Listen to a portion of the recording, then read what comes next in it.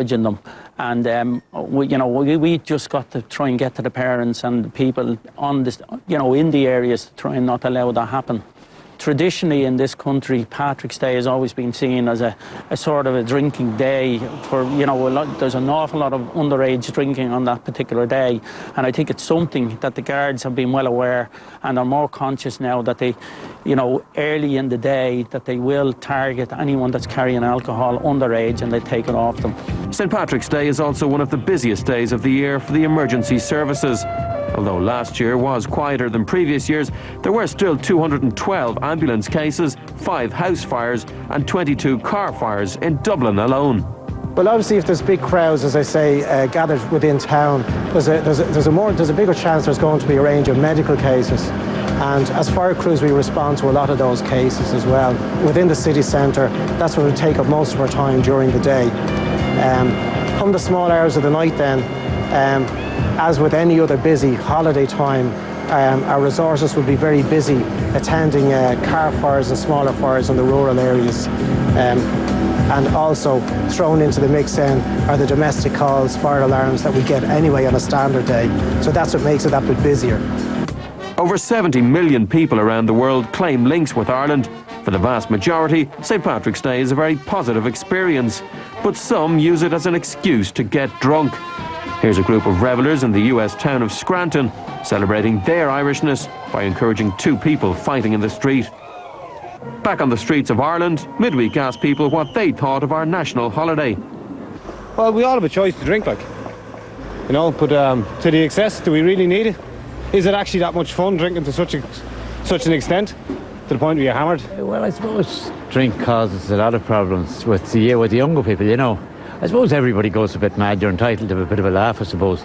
You drink too much in general, but not on St. Patrick's Day. It's just a day to celebrate, really. I think if people are, sensible, it's not too bad. Actually, yeah, they're Irish. They drink a lot. So it doesn't really matter if that's St. Patrick's Day or it's not. That's what it's all about. Life's too short. Go and enjoy it. Meanwhile, everyone's hoping St. Patrick's Day 2010 will be remembered more for this and not for this. Well, I'm joined now by Susan Kirby, head of the St. Patrick's Day Festival, Professor Joe Barry of Alcohol Action Ireland, and Carol Hunt from the Sunday Independent. Susan, can I predict what's going to happen come Thursday? The airwaves are going to be full and talk shows are going to be full of people ringing up Joe and the rest of the shows saying the drunk and disorderly behaviour, I saw X amount of people drunk and I saw this fight and this row, like that it has been for the last few years. I wouldn't necessarily agree. I suppose from our perspective, the festival particularly, what we see in the paper is families enjoying the day out and, engaging, participating, celebrating our national holiday. And the streets, the majority, like we're talking figures of maybe 650,000 people on the streets of Dublin, and they're enjoying and celebrating their day. There are incidences which are not directly related, say, to the festival per se. Mm-hmm. It's an enforcement issue rather than a festival directly related. The policing of it, the Gardaí. Exactly. No, I wouldn't say they're a problem, because in actual fact, we the festival and the entities involved would liaise very closely with the various agencies to try to deliver something which is enjoyable and safe to the public. And there's been a lot of work over the last number of years by the festival and other entities to achieve that. Carol, what do you think? The vast majority of citizens law-abiding, and there's a few troublemakers, and then the airwaves are full of it, and we all think the whole country's a disgrace. The problem is that the troublemakers seem to be increasing. Alcohol, of course, is a huge issue. Yeah, the councillor made reference to it there. It's a drinking day, St. It is a drinking day, for a certain amount. I think that what the festival does, and some of the events that are on, are wonderful. They're for families, but unfortunately, it gets hijacked. And what you have are young guys, mainly. Is it fair to call a lot of them thugs? They seem to have no responsibility for their actions. Their parents don't seem to be anywhere around, and they seem to be let off scot-free. But are we talking about a tiny portion of people here, Carol? No, we're Carol? not talking about a tiny proportion. Every young fellow under the age of 30? Oh, no, of course not every, but there are large groups. There's far too many, and they don't seem to be taking any responsibility. It seems to be a joke. If you can burn out as many cars. There's young kids kids then being encouraged to get involved. And again, where are their parents? I really think that both the police services have to come down very, very strongly. I mean, I hate to say something like this sort of thing, but it really gives a dreadful impression of the Irish, the drunken, disorderly, violent behaviour, and it is increasing. Fighting Irish. Yes, the drunken. I mean, it's not a stereotype because it's actually the truth. A lot of this goes on. You don't get it in France. You don't get it in New York. You know, except among the Irish contingent. Joe, the stereotype of the drinking Irish. Have we statistics? We do have statistics. I know this to back this up. For a start, we have higher toleration of public drunkenness. I mean, what will happen on the streets of Dublin would not be accepted in most cities in the world. So for the festival, I think it's a shame. And it would be worth your while, I think, surveying foreigners in the country, see what they think, because they actually laugh at us. You know, you heard it on the clip there. The sad point, of course, is that some people get into serious trouble and harm. We saw the case in Tipperary last year. About half of all deaths in house fires are drink-related, and about half of all drownings. You know, so if you've got huge numbers of people, and a lot of them drink, and it's not tiny, unfortunately, we're trying to, I suppose, strike a balance in the country. We're good at enjoying ourselves, like we have. Galway has got to this celebrate festival, our national heritage, I think let our hair down a little bit. That's an important point, and I think that the distinction has to be made that, in actual fact, what the festival are doing is providing an alternative.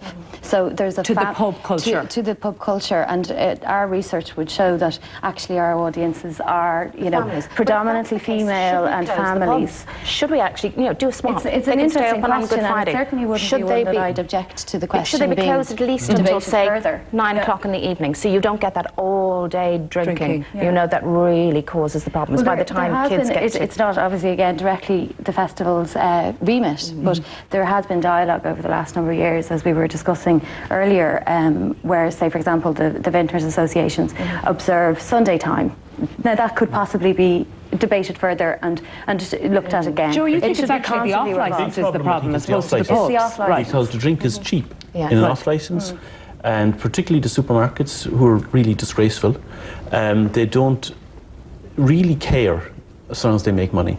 You know, because otherwise... But they're not in the business of telling us how to live our lives. They're in the business of making money, Joe. Do you know what I mean? They're in the business of making money, but they're also... There should be some strictures, I think, on how cheaply they can sell alcohol. Because cheap alcohol is very attractive to young people who haven't got a lot of money. They're incentivised to buy cheaper, higher alcohol. You can get cheap alcohol pretty much anywhere. I mean, they can, you know, get it from their parents' drink cabinets. It's the culture that's the problem, and it's not really down to, you know, either vintners or supermarkets, things like that, to say we won't sell them drink. We have to have a culture of some sort of responsibility and consequence. It's cheaper on the continent, and they don't have the same drink problem here. Yes, but we have a problem here, and there have been lots of suggestions as to how we might lessen it.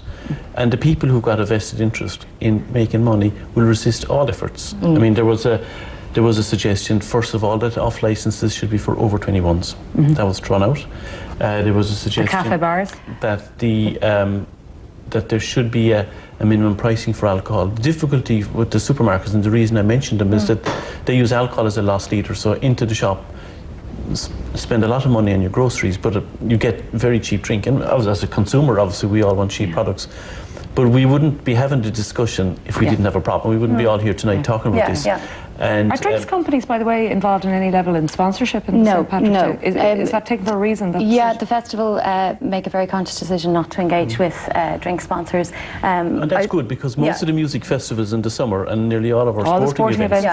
And that's I will say, culture. Though, one of the pieces that the festival has worked with a drink sponsor on, and we give ourselves, actually we give free space to mass, so the mature enjoyment of alcohol, to advertise a responsible approach to alcohol during the context of the festival. And I think as well the point you raised earlier of, you know, the responsibility. There's also a responsibility, or it's an opportunity perhaps, for the Irish public who do want to celebrate the day or celebrate the whole festival, to come out with your family, engage, participate, and make it, change it by virtue of your actions. People are leaving the streets early, a lot of people are afraid. It is absolutely. unpleasant. But I suppose as well, I would contest that slightly, as in our research would show as well that the family is coming in, they're coming in, having lunch, going to the parade, staying on, having lunch. Scooting out of town. But you can make sure they're on by 4 o'clock in the afternoon. I get not have my children in. Absolutely, but I suppose again that it's not directly the festival as such. Then it becomes, to clarify, it is definitely then it becomes an enforcement issue, and us to engage with those Okay, those just before we agencies. wrap up, will you be having a drink to celebrate Patrick's Day, Carol? Oh, absolutely. Joe?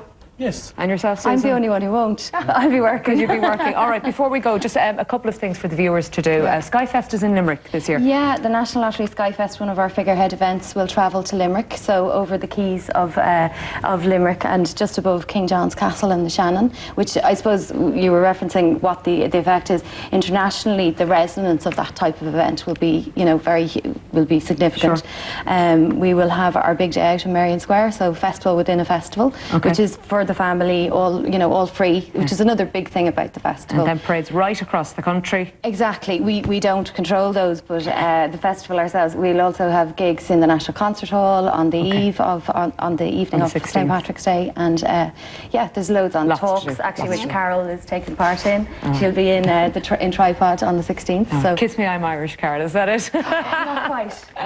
Pay me, I'm Irish. That's more like it these days. All right, we've got to leave it there. Susan, Joe, Carol, thanks very much for coming in to talk about St Patrick's Day this day next week. Stay with us after the break, and we're going to be talking about the ministers. They're jetting, should I say, across the globe for the national holiday. Is it a waste of taxpayers' money? Stay with us.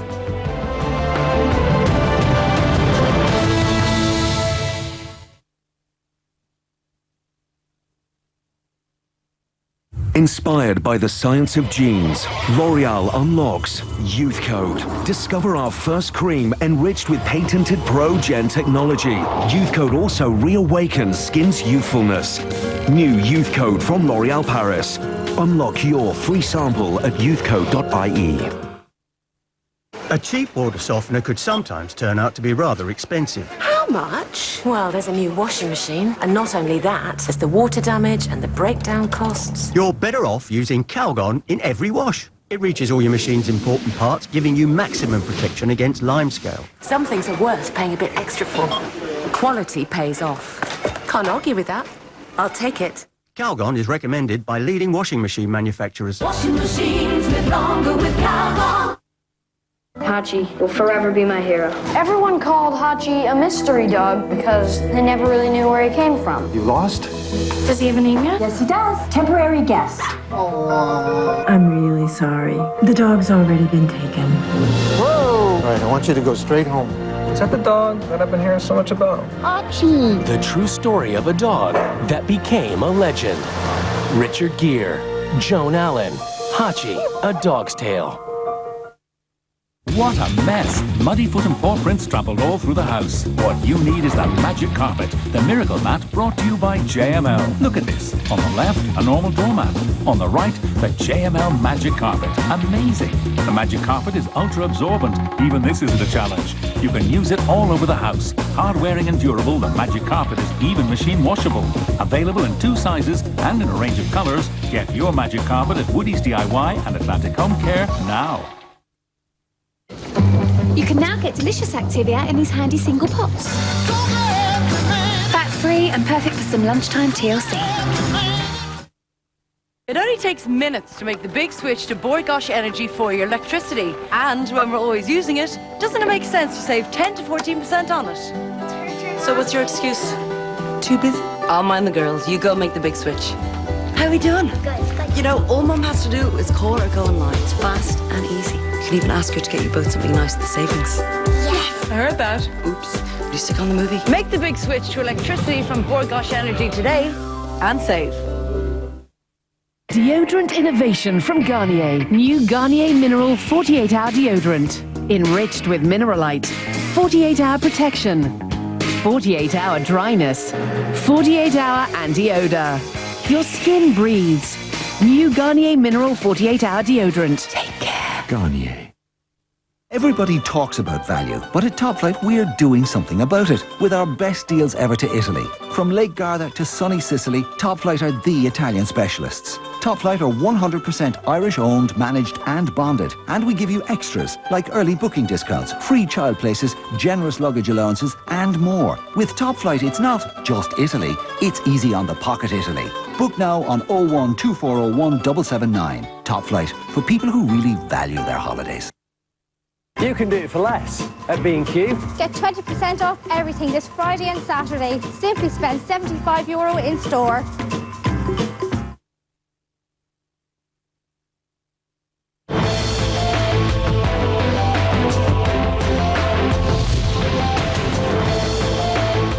Welcome back. Well, with the economy in meltdown, is it a good idea for the government to send ministers abroad for St Patrick's Day? Well, joining me now to answer the question is Niamh Lyons from the Irish Daily Mail and business consultant Peter Coyle. Peter, madness. We haven't a brass farthing in the national coffers and we're sending ministers jetting around the globe to tell everyone they're Irish and it's great to be Irish. No, I disagree with you in that regard, Colette. Look at this at two levels. First of all, the Taoiseach's visit to Washington is of critical national importance, regardless of who the Taoiseach is. There's about 170, 180 countries in the world. One person every year goes to meet the President of the United States. That's the Irish Taoiseach. There's about maybe 10 other Prime Ministers in the world who at some stage in the term of office of a President get FaceTime, reasonable FaceTime with them. And during the course of the visits, and I've witnessed some of these visits in the past, the Taoiseach of the day gets the opportunity to talk to the President about critical issues. For example, tens of thousands of Irish people, hundreds of thousands, if you take into account their families, work in or are dependent upon US industries in this country. Those companies are here in some measure because of our tax arrangements with the US. Wasn't President Obama talking about pulling out of the American companies? President Obama has to be dissuaded from that perspective if he holds that view. And one of the ways in which that's done is through the Taoiseach meeting him on St Patrick's Day. So that's of great national importance. Ministers going to other places around the world, undoubtedly some of that is simply engaging with our diaspora.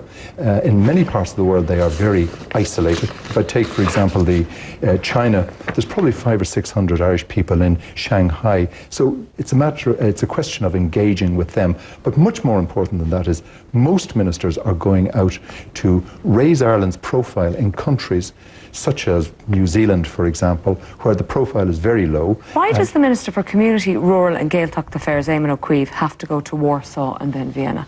What use is that? Well, Warsaw is the capital of a major European trading partner of Ireland. I'm sure Eamon O'Keefe is as capable as anyone else of doing a good job there, and also in Austria. And what he will do, as will all of the other ministers on these trips, is they will raise Ireland's profile. We have a very low profile in most countries in the world, which will help Irish companies to open doors, help them to make sales ultimately, and that helps to sustain and create jobs. We're marketing Ireland Inc. abroad. We need to get rid of the stereotype of the drunken, happy, fighting Irish and do some real business, and that's why our senior politicians are out there. Look, the origin of these junkets dates back to Ronald Reagan, who invited the Taoiseach of the day over to the White House. It's a great tradition that's been carried on, and as Peter said, I don't think anyone would deny the Taoiseach of the day travelling to the Oval Office. We're very lucky to have an in every year with President Obama. There's plenty of other... Was Nicola Sarkozy looking for FaceTime with Obama? Quite some time, and he hasn't been granted. And I think Gordon Brown got a very short shrift just a week before the Taoiseach travelled over last year. But the fact that these junkets have now mushroomed out of control, and it mostly happened during the Celtic Tiger era, when we had the cash to splash, and we were obviously securing investment, you know, and that was fine. But what are rein in the spending, though, Niamh? They've promised they'll rein in the spending this year, and only if there's a compelling reason will they use the VIP lounges, the first-class flights, etc. We'll say Minister Harney is absent from the Dáil this week at a very important time. Her husband, Brian Geoghegan, is travelling as part of the delegation. The taxpayer will pick up that tab. Why does he need to be there, Peter? I can't make a judgment about that. I'm not a politician. I don't speak for a politician. Should he be there, though? That's a matter for himself and for Mary Harney. But let me say in her defence, or in the government's defence, and I don't speak for the government, but let me say that it does make sense to send a minister to New Zealand. It's a prosperous country. It's extraordinarily far away. It's at least 23 hours flying time away. Should they have first-class flights all the way? That's not a matter for me to make a judgment about. And I don't know whether she is travelling first class all the way or not. However, let me say that there isn't a resident ambassador in New Zealand. It is an important country for us to try and sell things such as software, etc.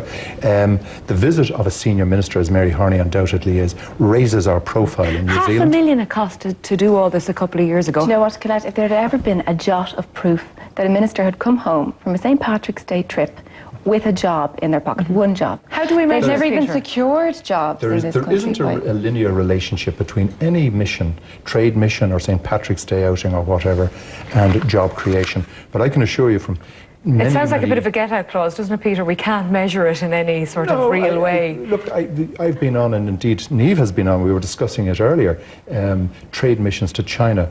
I know from my own experiences that the hoopla that goes with a trade mission to somewhere like China actually does open doors that otherwise couldn't be opened for Irish companies. That unquestionably at some stage leads to sales. There's a lot of wheel grease. There's a lot of grease in the wheels. There's a lot of set-piece handshakes, photographs. You wonder, is there enough time for bilaterals, sitting down at a table, nose to nose, and saying, you know, what can I do for you? Is that what bilateral means? Sit down in a face-to-face meeting. Nose to nose, and create a few jobs. And I mean, I think something that's worth noting, today in the Dáil, the Taoiseach was asked twice about the jobs in Cadbury's. There's an axe hanging over 1,400 workers between Coolock in Cadbury's and Kerry. The Taoiseach is travelling as part of his trade mission to the US. He's starting off in Chicago. He's going to be about 20 minutes away from Kraft, who have recently bought Cadbury's. He was asked if he's going to make that journey to go and see them. He didn't give an answer to the House. He said that the Taoiseach is engaging with Kraft on an ongoing basis. If we don't use an opportunity like that to secure talks with the head of a massive industrial company, then what exactly are we doing? All right, last word to you, Peter. We're running out of time. Stand back and remember that this is a very, very small country with a low profile in most parts of the world. Ministerial visits, trade missions, visits by naval vessels overseas, they all lead ultimately to the opening of doors for Irish companies to make sales, to create and sustain jobs. It's not a simple business. There's no linear relationships. It's a bit messy. It can be expensive, but it's ultimately worthwhile. Do you buy into it, job creation, Niamh? Quickly. Well, do you know what the only thing I'd say is the only positive thing that I can see out of this is the fact that the Cabinet have never been more at loggerheads in their life, and maybe absence will make the heart grow fonder. All right, we'll have to leave it there. Peter and Niamh, thanks very much for coming in to us on Midweek this evening. Now, if you'd like to get in touch with us on the show or have a story that you'd like to tell us, you can contact the TV3 website or email midweek@tv3.ie. Good night.